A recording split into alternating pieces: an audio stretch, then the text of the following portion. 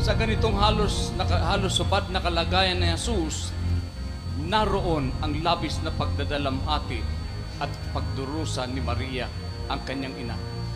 Alam niyang kailangan itong pagdaanan ng kanyang anak. Ngunit sino ba ang ina?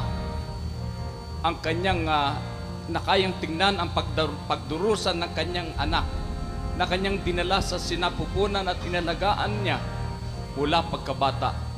Sino nga bang ina ang hindi magdurugo? Ang puso.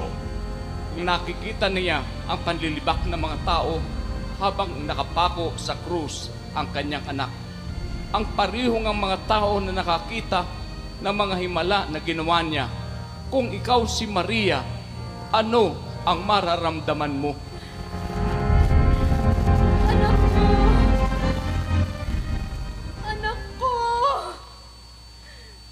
Napakasakit makita ang iyong pinagdaraanan. Jesus!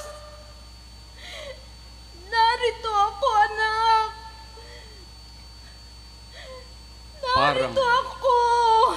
Parang palaso na tumama sa puso ni Jesus ang pagdurusa at pagtangis ng kanyang ina. Higit itong masakit kay Jesus kaysa sakit ng sugat na pagkakapako niya sa krus. Nang sandaling iyon ay sinabi niya ang ganito, Ginang, narito ang iyong anak.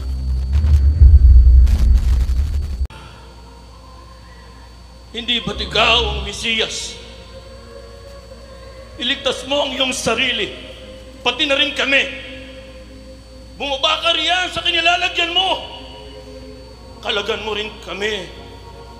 Gamitin mo ang kapangyarihan mo. Yan ay kung anak ka nga ng Diyos. Hindi ka ba natatakot sa Diyos? Ikaw man ay pinarurusahang tulad niya. Pero tayong dalawa, tama lang na maparusahan ng ganito.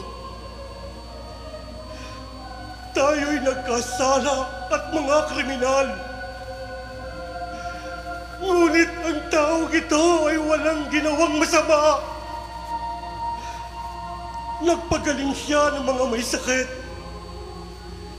Nagpalaya ng inalilihan ng masamang espiritu. Hindi siya dapat ipako sa krus.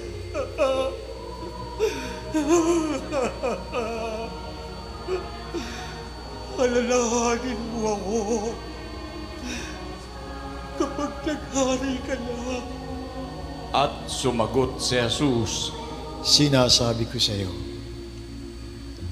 ngayon din, isasama kita sa paraiso.